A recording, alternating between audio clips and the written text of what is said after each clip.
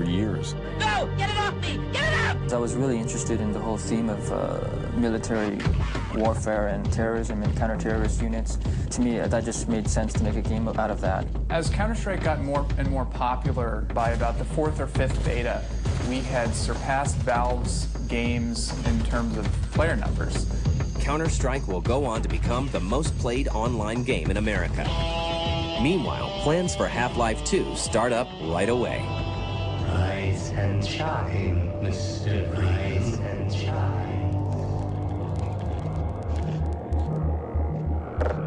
Half-Life is a worldwide phenomenon, but Valve Software isn't done yet. Development on Half-Life 2 starts in 1998. There's a meeting early on with the Half-Life 2 team where I said, you don't have to worry about how long it's going to take. You don't have to worry about how much money you're going to spend. The only thing you have to worry about is making it the best game of all time.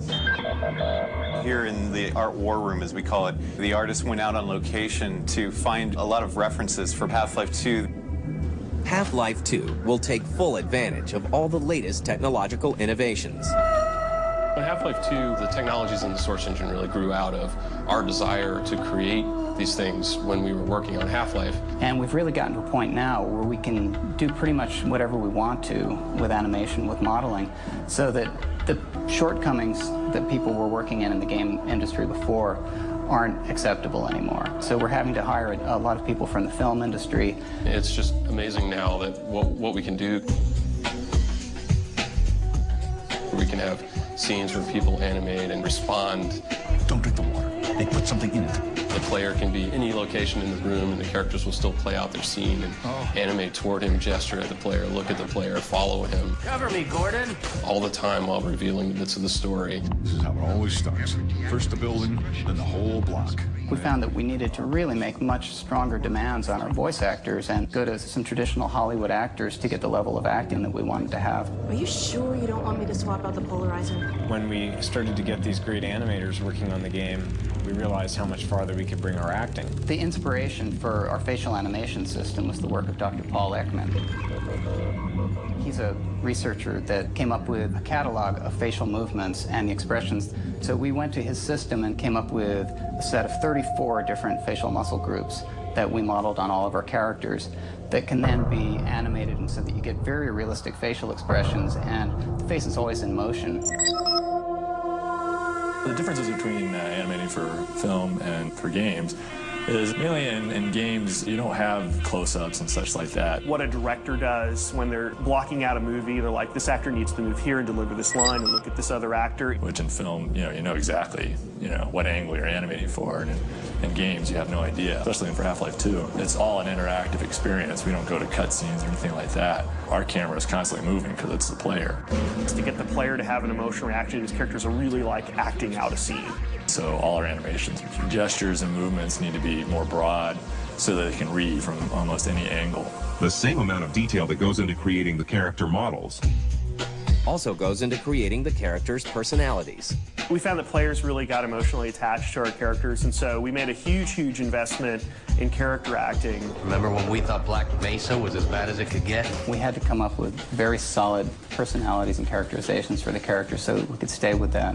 I can't take it anymore. We created character profiles for all of the major characters and went through a deep series of questions, like about their heritage, where they were born, what their parents were like, their religion, sexual preferences, etc. We'd go through this litany of questions so that we'd really get a pretty good feel for who the character was. And then we tried to find the face that worked with that, and then it really gave us a great grounding for casting the voice because we really knew who the person was. Pay attention, Mr. Freeman. While Valve works on making Half-Life 2, the public is kept in the dark. So we kept waiting until they finally were able to show something and showed some technology of what they were working on. It's not until E3 2003 that Half-Life is finally revealed to the world. The reaction we got when we first showed Half-Life 2 at E3 was tremendous. Right off the bat, it was like, whoa, wow, look at that. People instantly start planning the upgrade of their PCs. It was just great for the whole team to know how much the audience out there was waiting for this game. And how excited they were with just the pieces that we showed. When we initially announced the game, we also were pretty bold about announcing a release date. Gabe Newell walks into the room, sits down and said, Half-Life 2 is coming out on September 30th. Really? Is it? No, say it ain't so. And we also said, surprise, you haven't heard about it until now, and you're going to be able to be playing it in just a few months. Well, as it turns out, it wasn't so, and a year later, it's just about heading out. I'd like to thank you all for getting it. When the game's out, I hope you enjoy it. The anticipation for that one game is just absolutely incredible. Half-Life 2 is a huge hit at E3, and Valve is riding high. But in just a few months, everything will come crashing down. The Source engine gives us the wide variety of visual effects that are possible. After a hugely successful E3 showing in 2003. And of course, what tech demo would be complete without a giant pachinko machine? Valve promises gamers that Half-Life 2 will be ready in September of that year. Thank you very much. But Valve won't make that date. Instead, they will become the victim of one of the biggest hacks in gaming history. One of the biggest challenges we've had in developing Half-Life 2 was the theft and release of the source code to the game on the internet. Somehow, a hacker was able to set up some sort of code recording software on Valve's machines and was able to actually steal the Half-Life 2 source code and then distribute it across the internet. Well, well. At the time, it was shocking. That was a dark day for us at Valve. We started seeing screenshots of our game show up online and even source code for the game engine itself. I had people in the company coming to me and saying, you know, are we going to go out of business? Still reeling from the break-in, Valve turns to a surprising place for help. The FBI was not giving us warm fuzzies that this issue was going to get resolved. They were like, well, no, nobody ever gets caught, and you know, that's just the way it is. We appealed to the gamer community for help with this problem. So we sent out a message saying, look, our stuff has been stolen. We know that you're anxious to play it just as much as we're anxious to release it. This hurts, so we could use all the help we can get. The response to that was amazing. Tens of thousands of email messages were sent to us with tips about possible sources of the leak or where people were seeing stuff show up online. People were being called in for questioning by the FBI, and the word started to go out that they're closing in on this guy in Germany. And that's when that person in Germany contacted me saying, please, I'm not such a bad guy after all.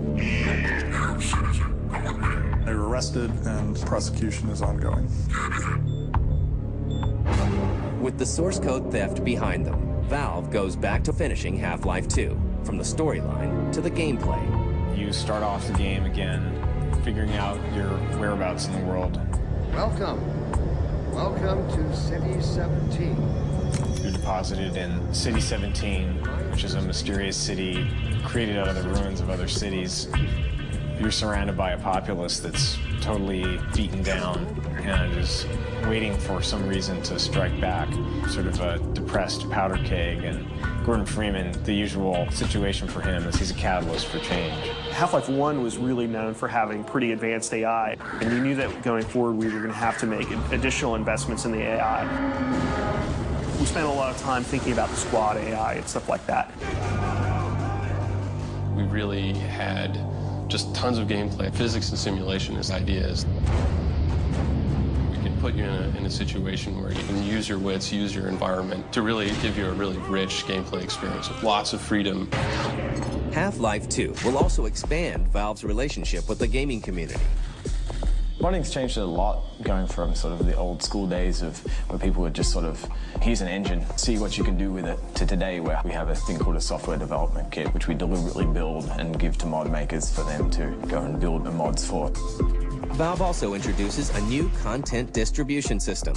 Steam is a new type of distribution model that Valve has come up with, where you're able to purchase your games completely online. Steam is letting us have a much more direct relationship with our customers. We can use Steam to communicate about our games, deliver updates immediately to a huge number of people. Half-Life 2 is finally released on November 16, 2004. We were terrified that we weren't going to be able to pull it off. And for the people at Valve Software, the game is worth the wait. 10 years from now, people look back at Valve and see a company that really genuinely cared about the games and the people who play games. They didn't cut corners, and yeah, they may have never shipped on time, but they at least lived up to its responsibilities to moving things forward. When people evaluate Half-Life 2, they'll be able to look at it as not just entertainment, but an art form in a way that comic books and movies and books have come into their own as art forms, as well as being entertaining. That's all for now.